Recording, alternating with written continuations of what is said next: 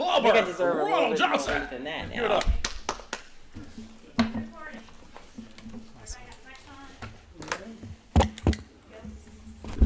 I think we have a couple seconds left. So. Couple seconds. I talked to you guys about this last meeting actually, but it was inadvertently left off the agenda. Oh, the table. Yeah. Oh, perfect. Thank you. Yeah, good. So here you guys go. Hey. Hey, good morning. How are you guys doing? Doing good, and you? Good. Good. Really well. That's above average.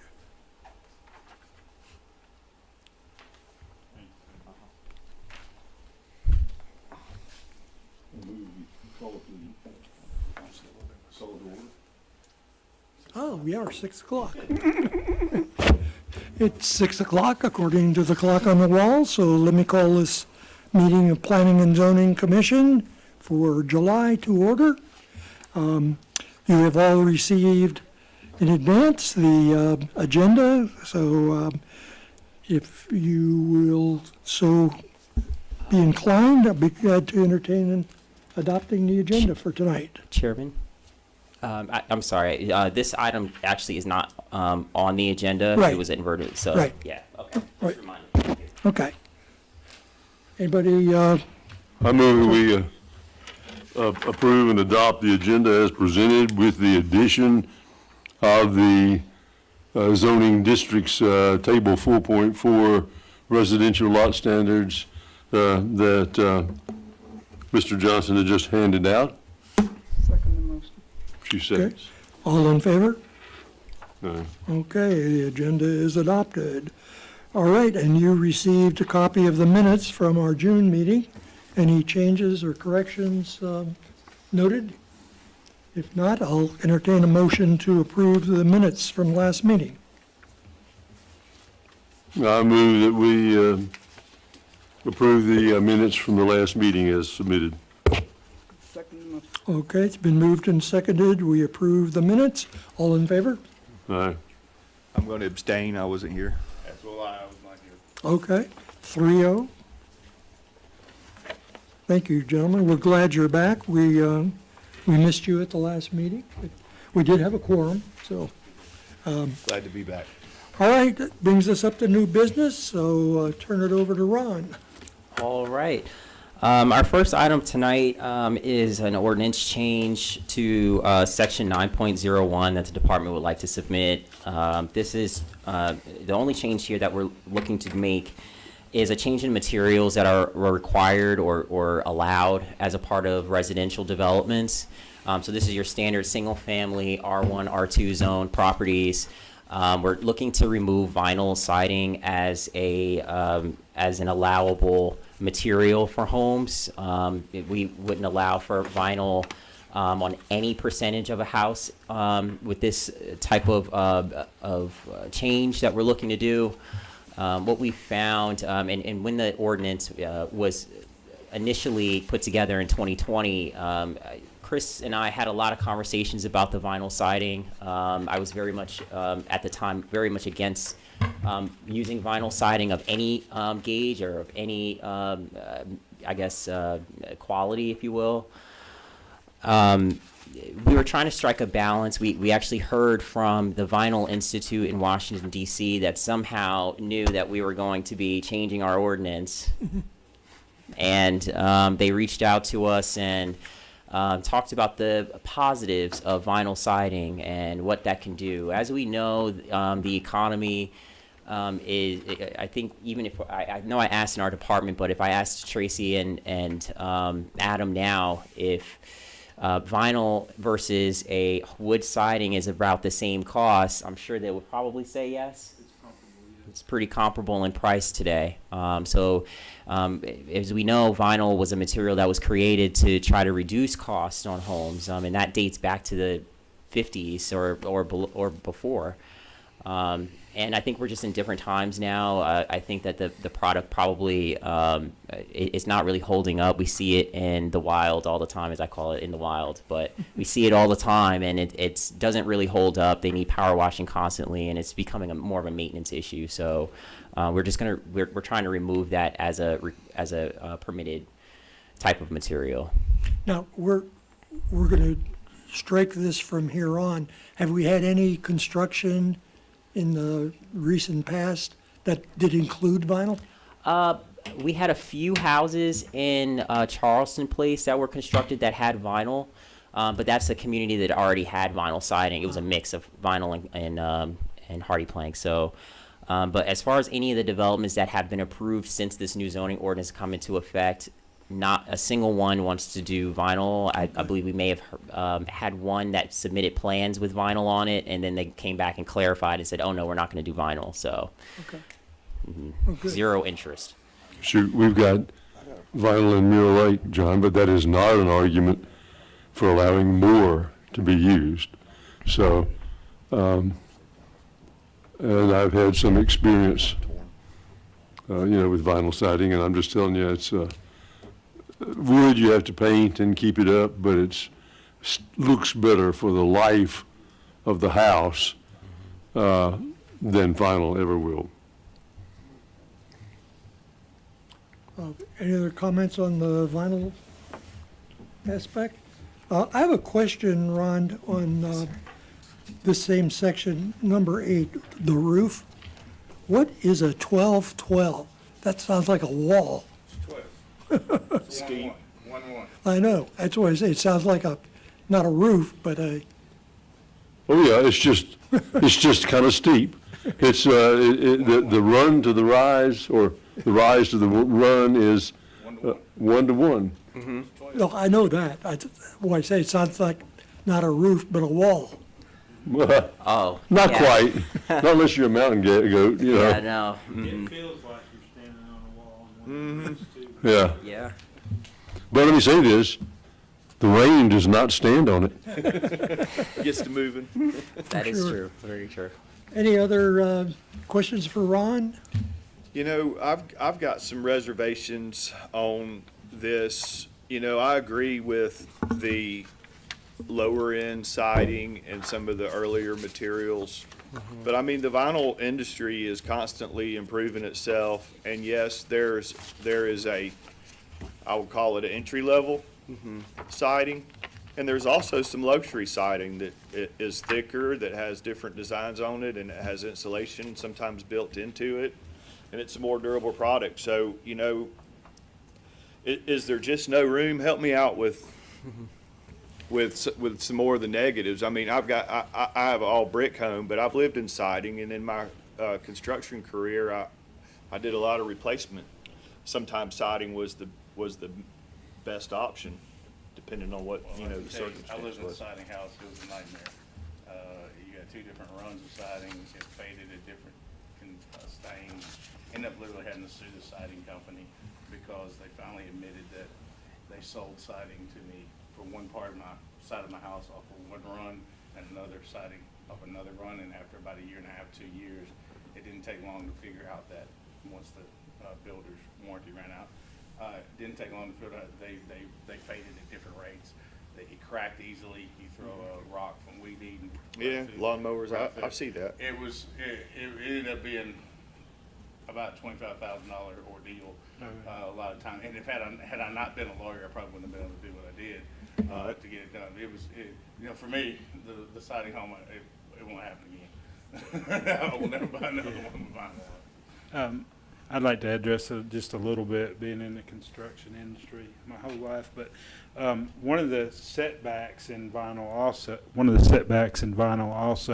when you get into high density homes that we're doing, so when you have sunlight hitting directly onto a window, it will actually reflect and melt the siding on the neighbor's house. It'll just, the heat that window produces will melt it. And one of the other negative setbacks on vinyl siding, even after 6-7 months, if a rock gets thrown through it and you go buy that same exact siding, it's not going to match the color because of the fading. And so when you have that replacement in a subdivision, you can see everywhere they've patched it. That's, to me, the real big negatives on that is that issue that you'll never, you change out some siding on a house, you can paint it and nobody will ever know it, but vinyl, you'll know it. But we have no developers that are proposing to use vinyl, No. are they? They're not, and now, like Ron said, with the cost is so comparable now, and people really, and you actually get a little extra structural strength on shear with when you use hardy plank versus vinyl. So there's a lot of upsides to using hardy plank. Good, good. Yeah, and, oh, by the way, ask D.R. Horton how much vinyl he's used during the life of his company. Okay, Ron, my other question or concern would be, so anybody that's got siding already on their home, if they're gonna do a repair or anything like that, they're gonna be okay to go back with the vinyl product? What about somebody that wanted to do an addition? If they put in an application to go in there and, with you to put in, they're gonna do an addition somewhere on their house, how is that gonna be governed if this were to pass? Would they not be able to put siding on there, or are they going to be allowed to put siding on it if their house was built before a certain year that allowed the siding? I mean, where's that threshold? Sure. So with an addition, we have, these regulations are made for new construction, but they're also made for extensive remodels also. So we have a threshold in the ordinance where all of our regulations kick in at 35% increase in square footage. So if someone was to increase their house by, let's say they want to do a 2-story addition on the back, and it's over that 35%, then they would not be able to do the siding or vinyl siding, which would obviously match their house. If they had if their home was already siding. But, Yeah. Okay. but Yeah. you can get wood siding or some of the wood type sidings that are very close matches to the vinyl that's been used, and getting compatible a visual match is not a big problem. Yeah, I think, and that's a really good, it really is a good question. But I think I have to think to myself also, how many additions have I had here in the last 3.5 years? And it's very few. I had one recently this year, but it was a brick house. But I mean, I think for like the average homeowner in town that does have a vinyl sided house, if I could see how this could be a problem for them, or it could be something that would be a concern. But I kind of do have to still rest my hat on what Tom was saying. Like it is really easy to match them up. Not all of the hardy plank are going to be what we see on the D.R. Horton products, where it's like wide and obviously it doesn't look anything like regular vinyl siding, but they do have the much more narrower kind of ones. I don't know what they're called, but they're like strips similar to vinyl. Yeah, I mean, there kind of has to be a line drawn somewhere with, versus with where the new construction versus if you're considering it just an expansion that's not really new construction. And we drew that line back in 2020 at 35% increase. Okay, so if I had a home and I wanted to put it, and it was a vinyl sided home, or maybe I had a brick front and three sides vinyl, 'cause that's pretty frequent. And I want to do a 2-story addition on the side or the rear. I'm not going to be able to go back with the siding material if I exceed 35%. What about Well, if? actually, I think it's 50%. If you read paragraph 1 of this 9.01, it says existing residential structures that expand or alter by more than 50% of the existing square footage shall also. I'm sorry, yes, So I for this think- particular section. All the rest of the regulations kick in at 35, so, If that's yeah. 50%, So, yes, thank you. And the only other consideration that I would think would be fair in that is the age of the home. If the house was built at a time where, I mean, you're gonna force me to put wood on the back of my house, and I understand 50% is a pretty large threshold, so we're probably talking about something that you won't see very often. But what if? I mean, would you put any merit into the age of the home along with that 50% threshold that you've got, or you feel like the 50% just is the one and done answer unless somebody wants to take it to council and ask for a variance?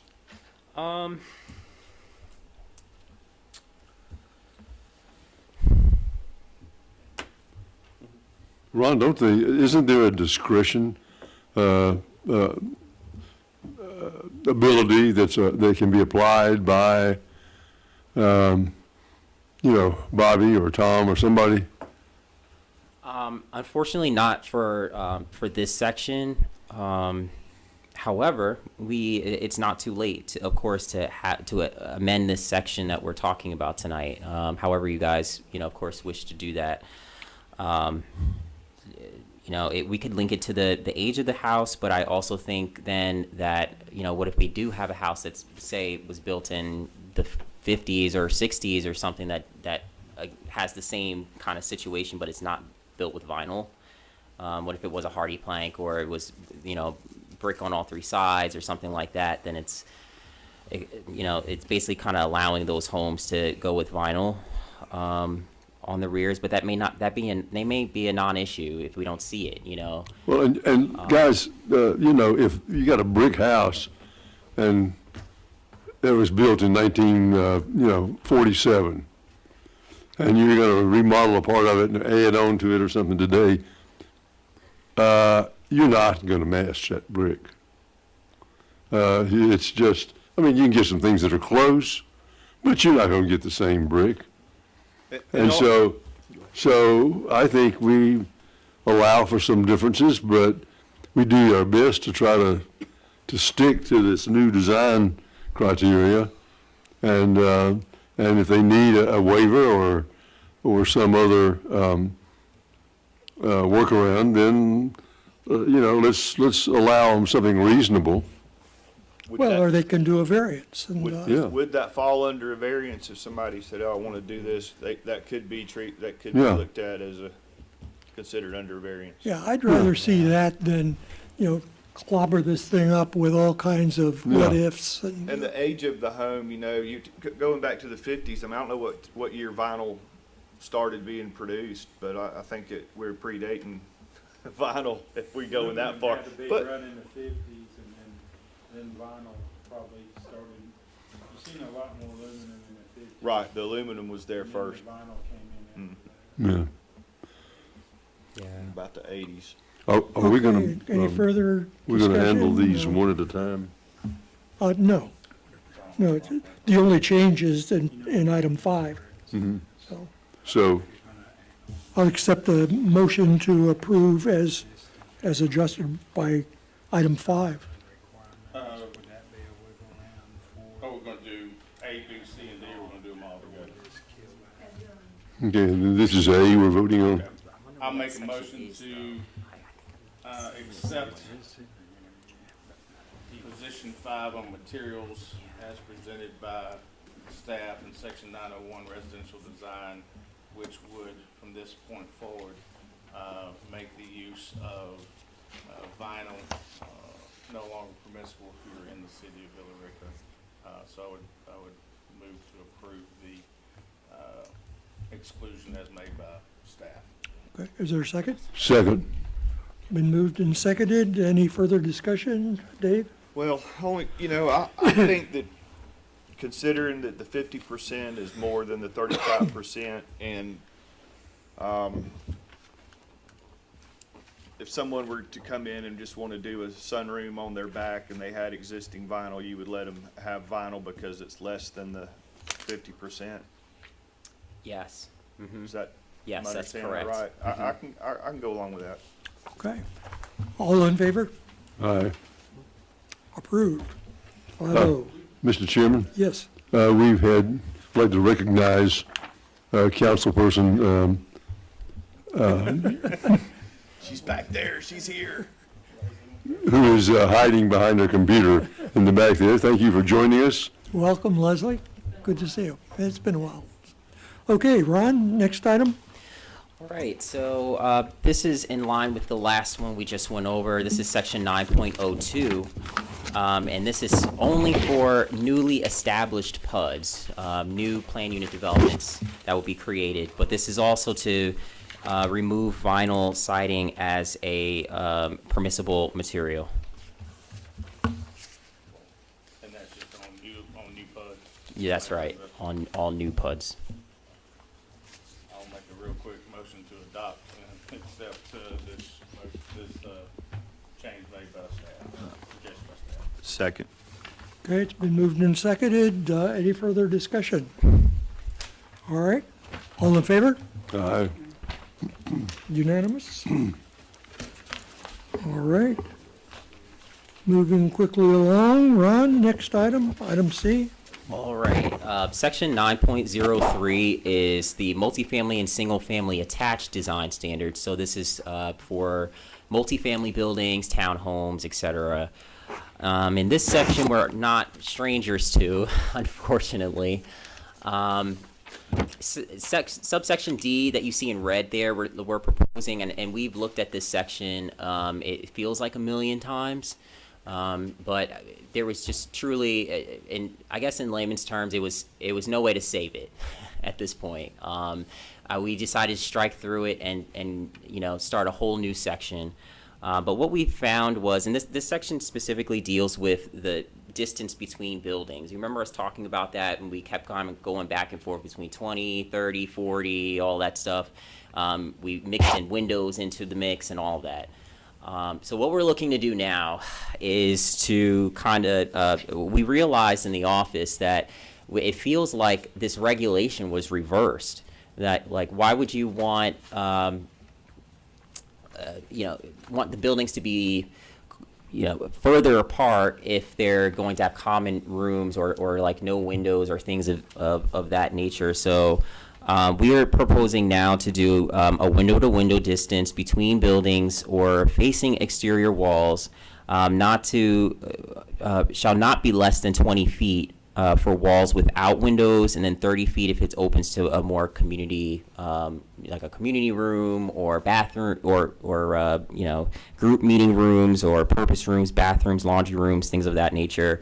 And they would need to be 40 feet apart if there's windows to a bedroom or a living room or kitchen or other areas.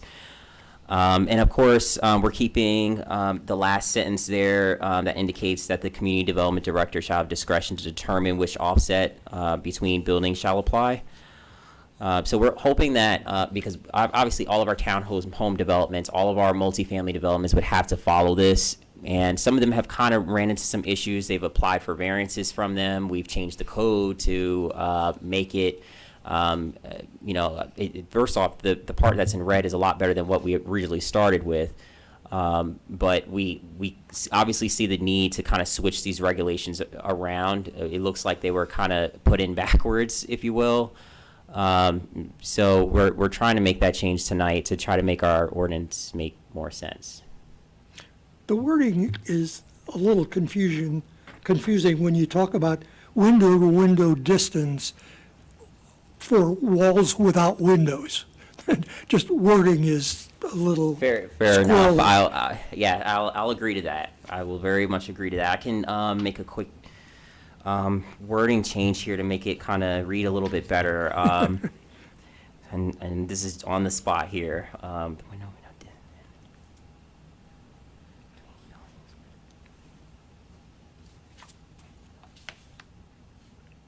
Just bear with me just 1 second.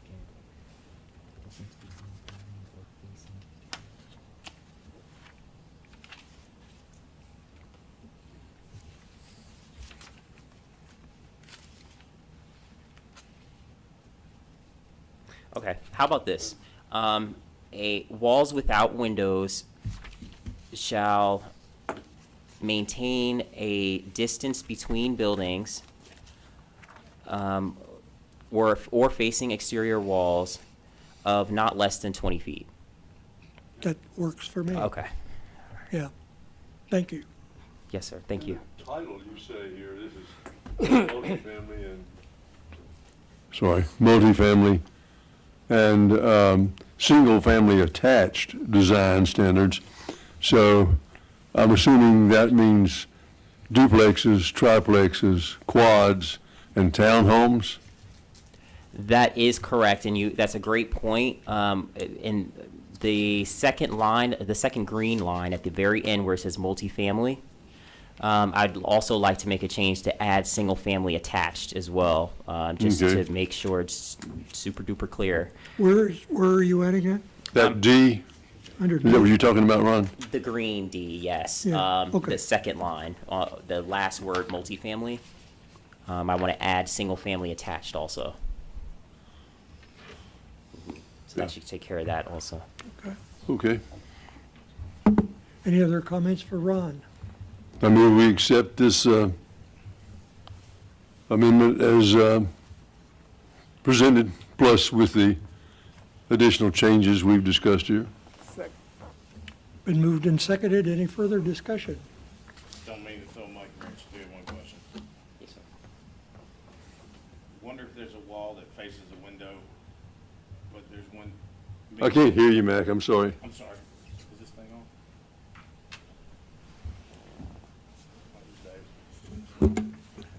Wonder if there's a wall on one side and then there's a wall on the other side that has a window. What's the distance requirement? I don't see that written. The most restrictive would then come into play, so they 20. would have to, yeah, it would Okay. have to be either 30 or 40, depending on what that window opens up to. Okay, so do we think we need to put that in there somewhere, sort of catch all, that if not mentioned, if not described in the, here above, it would be blank? That's what I tried to do with subsection D, Mm-hmm. DD, I guess. But I could very well, Because You can add I was going something through the more. scenarios of window to window, wall to wall, and then you go window to window, what's behind the windows, but what if you had a window to a wall, it's not described, I think. okay, sure. We can add that, I guess, to, I'll do an additional subsection D, and the one that I have listed here, I'll make E. And I'll put that in there that indicates, that distance should be the most restrictive. Okay. Okay. That's fine, I just crossed my mind. Is that acceptable to the mover and the seconder? It's gonna be a new D, and D, the current D is gonna be E. Yeah. Mr. Flowers, you're adding that to your motion? What? Are you adding that to your motion? Yes. Okay. Okay. All right, it's been moved and seconded, and with the changes that have been noted, all in favor? Aye. Unanimous? Okay. Ron, number D. All right. Our next one here, we're gonna kind of get out of the multifamily or the design guidelines section. This section that we have is section 8.20, manufactured homes. This section, I'm looking to also remove vinyl siding as an allowable exterior siding material or exterior material. And that's really the only change to this section that we're proposing at this time. Hey, Ron, there's a, where did it go? Okay, in the first line there, in subparagraph 1, exterior siding shall consist of wood, hardboard, brick, or masonry, period. I'll make that change. Thank you. And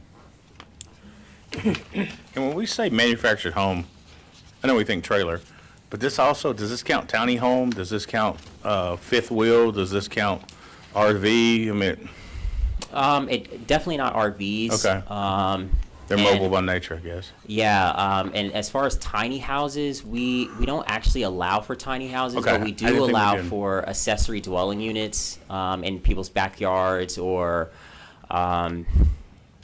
tiny house. We have a minimum square footage in the town, Yeah. so yeah, we usually wouldn't have that.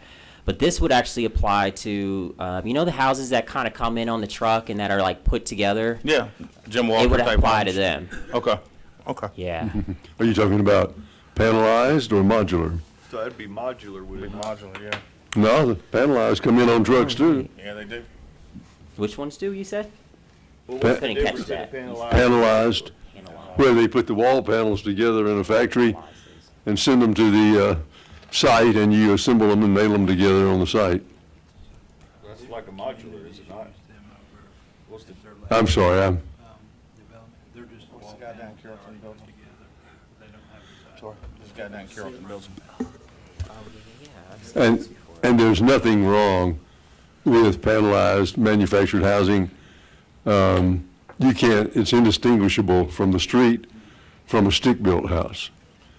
And I say that with some authority since I worked for Boise Cascade in their manufactured housing division back in the 70s. And I'll add, Mr. Flowers, that FHA looks at a modular home exactly like they would a stick-built home. Oh, yes.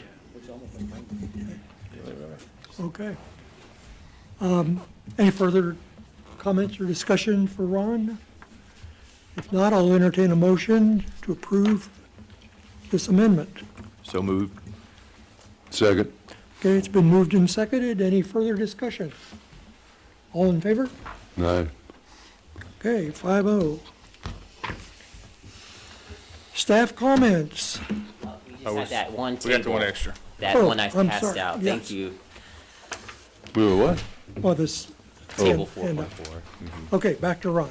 Well, isn't this in the All staff? Yeah.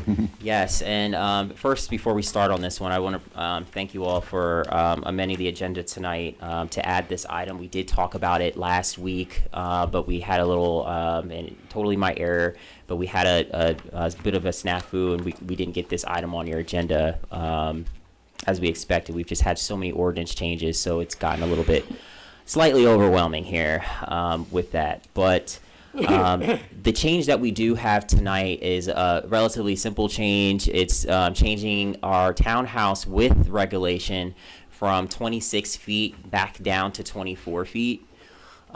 We had this come to you guys in the reverse a couple months ago, if you recall. And since that time, we've had a number of different things have happened. One, we had a townhome developer go before council and made a couple different statements.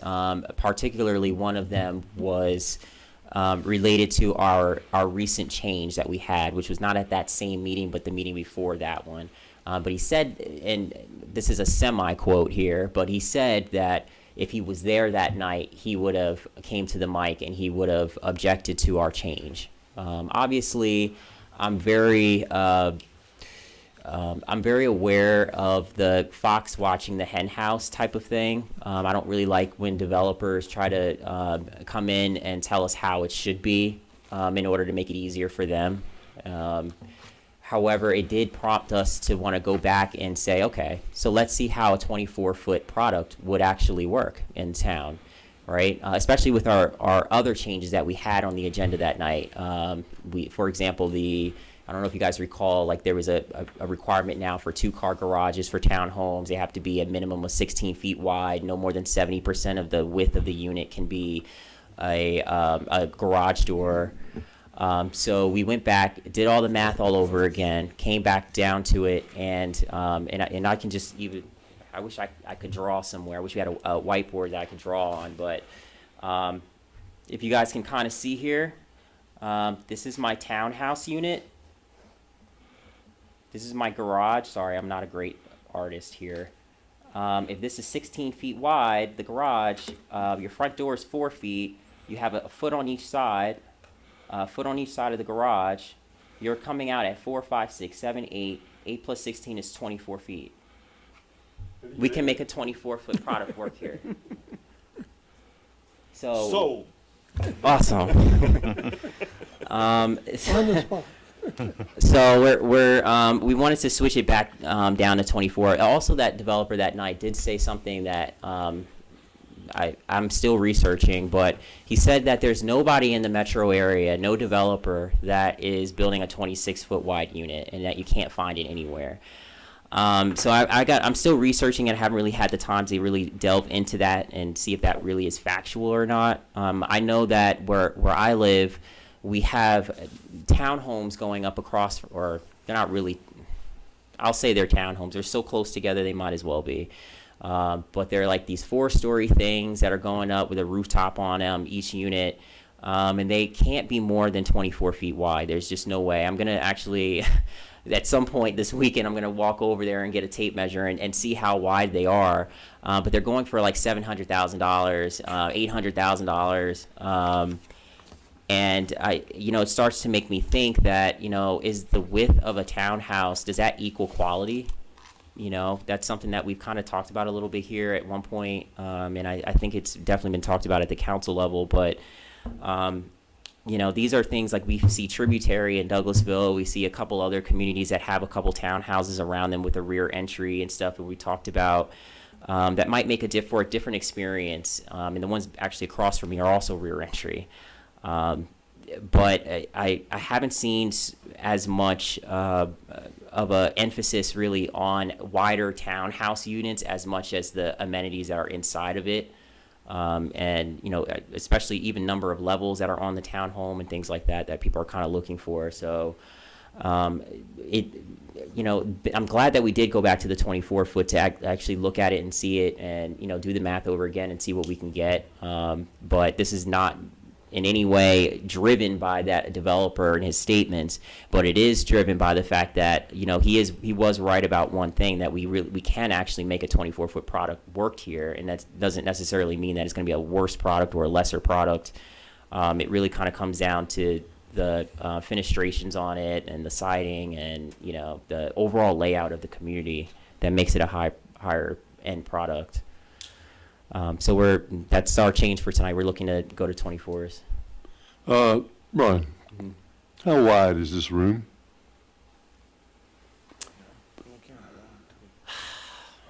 I would say probably about, it's a 40 by, About 45. 40 by 40, you think? Yeah, definitely 40 this way, but I'm thinking like, Probably not 40. I would say 40 by 45 maybe, or 40 by 50. That would be my estimate. Yeah. So,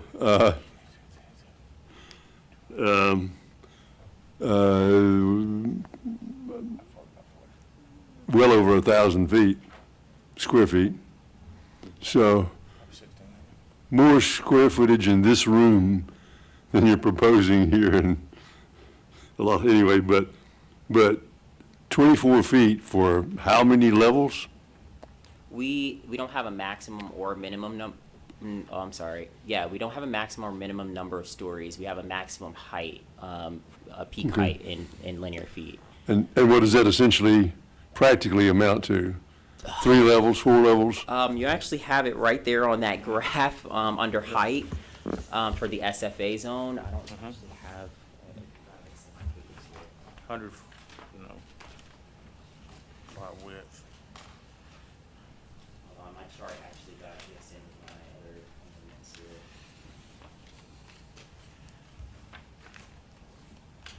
I don't see the height.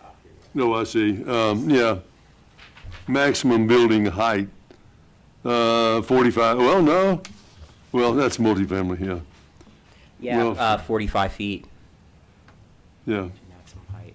About 4 stories. Okay. That's like a 3-story product. Yeah. For the roof. Yeah. Yeah, through in the roof. Yeah. Okay.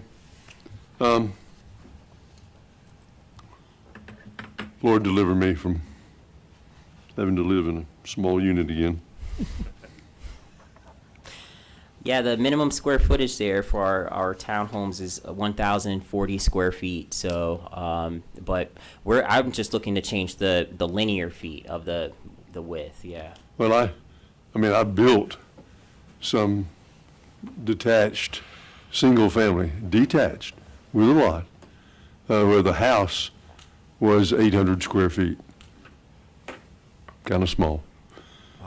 3 bedrooms, bath and a half. Of course, the bedrooms, you know, were about the size of that tabletop over there.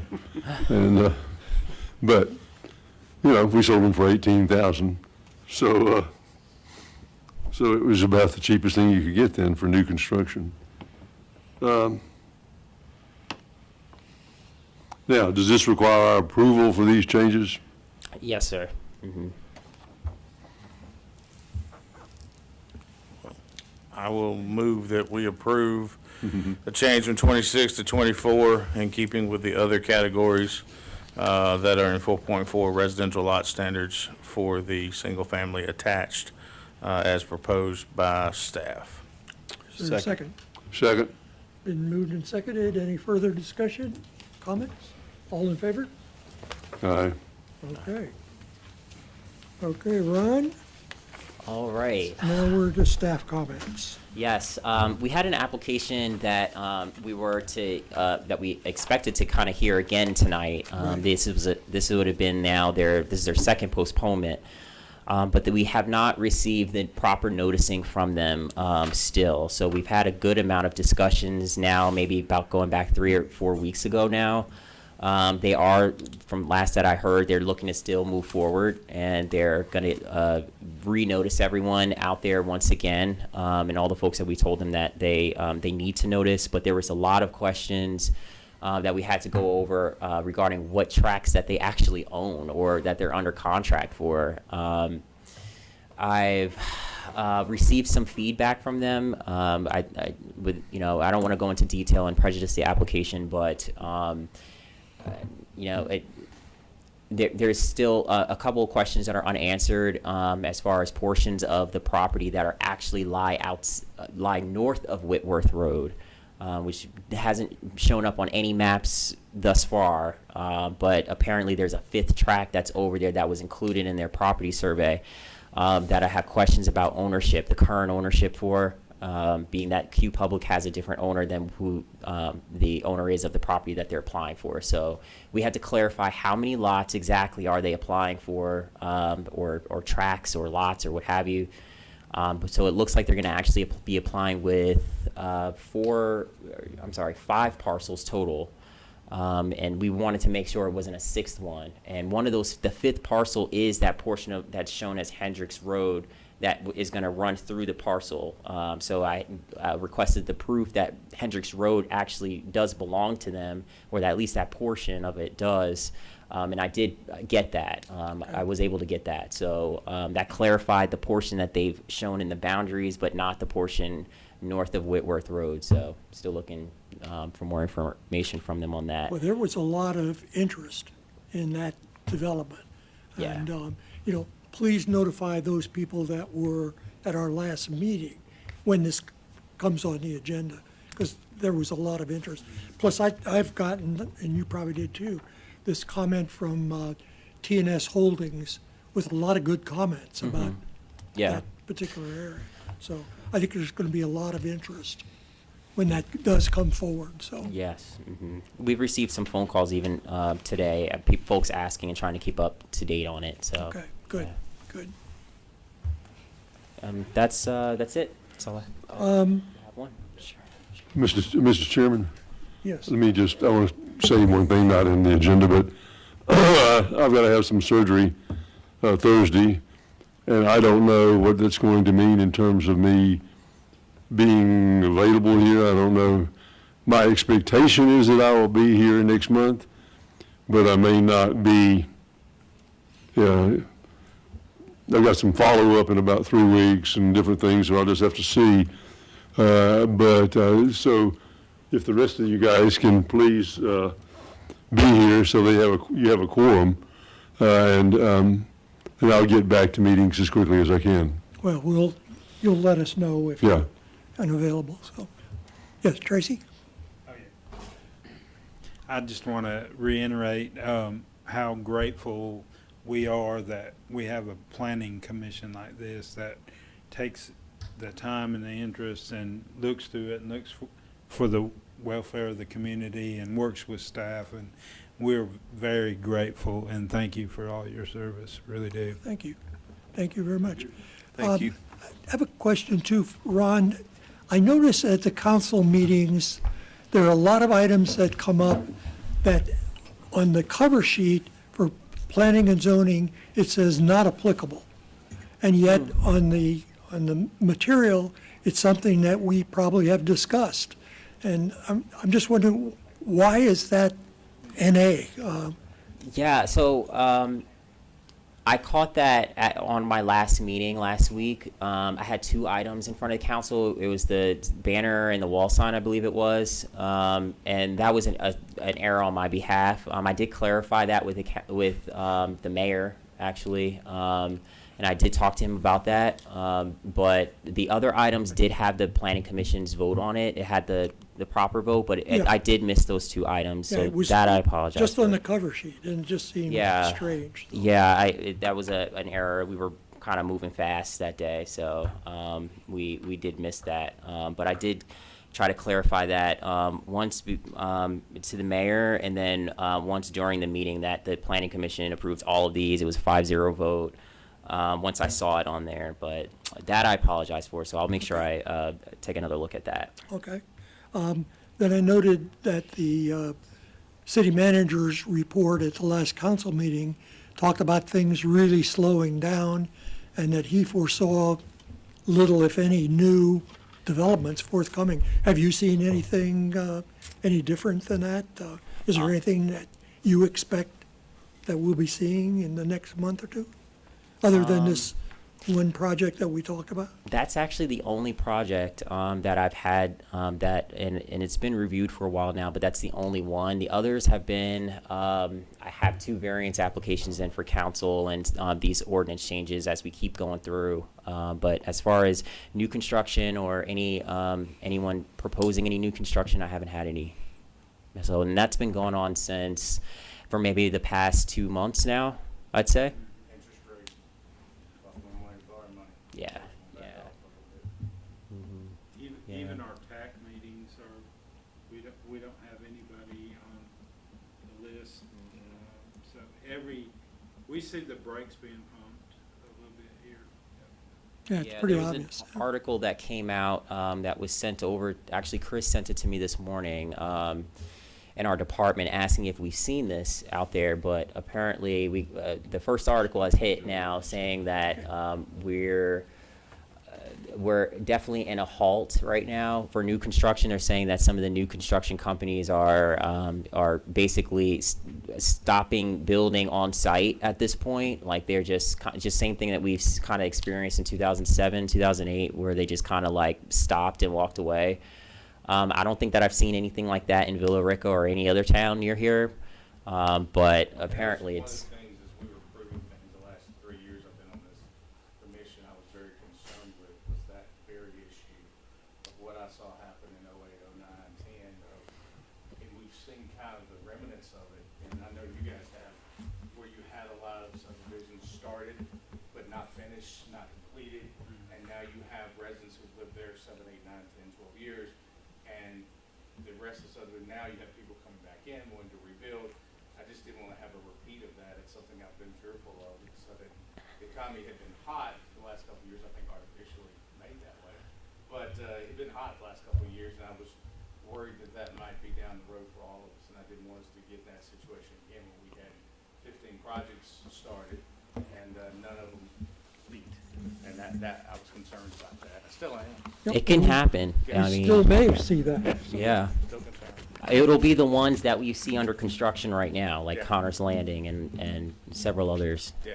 That's what I'm Well, concerned. Old Stone Road. Call me the optimist here. Possible. But I will say that while there is a little bit of a slowdown, or a lot, depending on who you ask and where you are and what you have, the supply still is incredibly short. The demand is still there. People need to understand that you're buying the house, not your interest rate, because property values are going to continue to rise just because of the basic supply and demand shortage that we're in with housing. So I just wanted to put my 2 cents on there. Spoken from a true real estate. As an expert. That's right. Well, for example, look at the people that bought real estate when we were at the bottom there. I mean, they're cashing in now with hundreds of thousands of dollars in equity. So it didn't go down. Our values are not going to go down. They may not increase as quickly as we've seen them over the last few years, but we're not going backwards just because we're in the shortage. So, and that's unfortunate in my opinion, because I was looking forward to getting some relief in the shortage, but you know, the state of the economy has shown itself. Yeah. We will see. I think we're only still producing, what, 1.4 million new starts a year, and in '05, we were at 2.4. So Right. we've not caught up with the demand. That's the saving grace in this, is there's still a lot of demand. But the scary part is the whole economic thing that we're seeing out here. That scares me. Yeah, very much so. Are there any public comments? Anybody would like to say anything? David? We passed a new milestone in our midst. We have a person that is now older than dirt in our vicinity. John is celebrating his 90th birthday. Oh, there we go.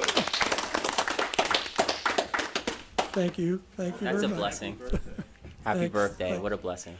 Over and above that, are there any, any public comments? Anybody care to say anything? Leslie, you're good to go? I wish I could have pulled up your packet, I was having a hard time. My Okay. iPad doesn't automatically connect in here like my tablet, and I don't know the password. But I was appreciating, sorry, I should be on the microphone, I apologize. This is recorded, I'll be real quick.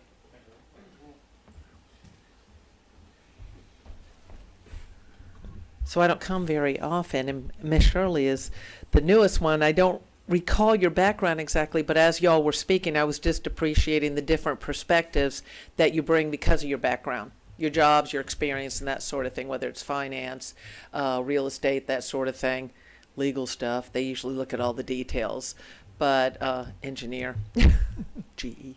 But anyway, that's all. I knew I hadn't been for a while, needed to come down here, pop in. I look at your minutes, I read your votes, and sometime I watch the meetings. Depends on how, if there's any entertaining things to watch in it. To understand. I'm probably going to have to go back and review this because I couldn't read that, and I need to see what you're looking at. Good, good. Again, I make the repeated offer while Leslie is here that planning and zoning has made ourselves available. If there's anything we can do to relieve the council of the variance deluge that you get, if there's anything we can do to help in that regard, we are available. So I know we've mentioned this before, and so Yeah, we've talked about again with Leslie here, so. Okay, any other further comments from anybody? If not, I'll entertain a motion to adjourn. Motion to adjourn. Moved and seconded, all in favor? We're adjourned. Thank you for coming. Okay, thank you. Anything to sign? You know, John, every time you say thank you for coming, I always think to myself, well, I didn't have a choice. You know? No, that's. Sunday was, yeah. Yeah, well, thank you. Well, we have the accounting man right here, and they're gonna put me, but, so I just wanted to tell you that I wasn't being insensitive to you, I just wanted to know, and I was